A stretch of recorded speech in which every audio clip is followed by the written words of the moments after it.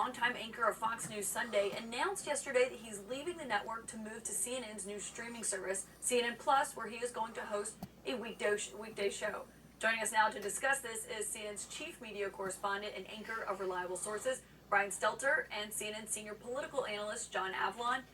So, Brian, of course, this was news that really shocked a lot of people yesterday, and you reported that Fox did want to keep Chris Wallace, but he is making the choice to leave. So what does this mean for Fox News? Yes, he's the latest in a long line of journalists to walk out the door. Wallace stayed for 18 years, and Fox changed around him.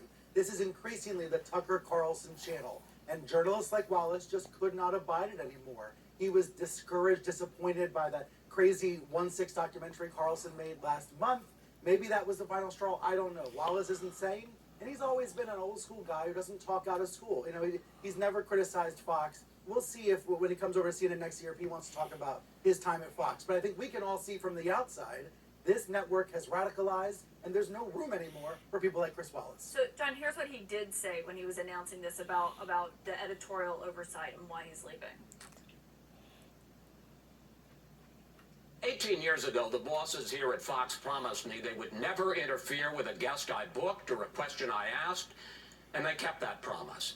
I have been free to report to the best of my ability, to cover the stories I think are important, to hold our country's leaders to account. What do you think of that? Look, I mean, I think he's reflecting upon the original conditions, and as Brian said, the environment changed around him. The news organization changed around him, and he was always sort of a slight arm's length because of the nature of his show being broadcast even beyond the cable network.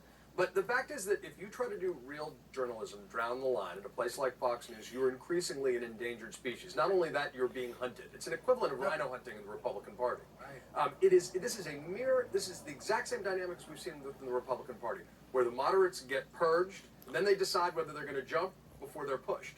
And that seems to be what happened to Chris Wallace. And he happened to have options, right? So CNN's launching the streaming service next year. You know, there hasn't been a lot shared about it yet. It's a very big deal, and we know that internally from working here. It's a very big deal. It's being mostly kept under wraps until the first quarter of 2022. But the hiring of Wallace is a big statement by CNN. Sure. Instant gravitas and credibility for the streaming service. He's going to have a weekday show, so he'll be on more than once a week. So that's a hint of what's to come from CNN. But it's also significant someone like Wallace was willing to leave Fox in the first place. Yeah, I think beyond what it says about Fox, it does say a lot about what this new streaming service from CNN is going to look like, because Right. Chris Wallace is such a big name, he's such a big figure, and I think everyone was shocked by this announcement yesterday. Brian, I do want to ask you about something else, though, which is this new media company that the former president is starting. It's purportedly worth $2 billion right now, though there's no product yet. It's under investigation by the SEC. So what do you make of all of this? Shares in this SPAC are trading, you know, you can go buy a share this morning. It is at a market cap of $2 billion.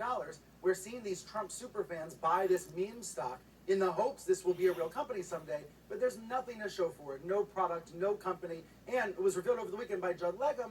You go look at the investor presentation of the SEC, they've copy and pasted claims from other people's investor presentations. It's basically an act of plagiarism. It is, you know, look, it's a scam until we know it's not a scam, right, John? Well, no, but I mean, by the very nature of these SPACs, and this is sort of a GameStop kind of dynamic, these things are shell companies from which fools and their money are parted. That is as it's designed. I've looked through their business presentation. It is absurd on every level, both the growth projections and what they say they're going to do in terms of competition, which all flows down from the absurd name Truth Social. You know, they say it's going to be dedicated to free speech, but part of the terms of service is you're not allowed to criticize the platform or the Trumps. It's insane. But yet it's got this $2 billion worth, apparently. We'll obviously check in with both of you on that coming up. Thank you so much for joining us.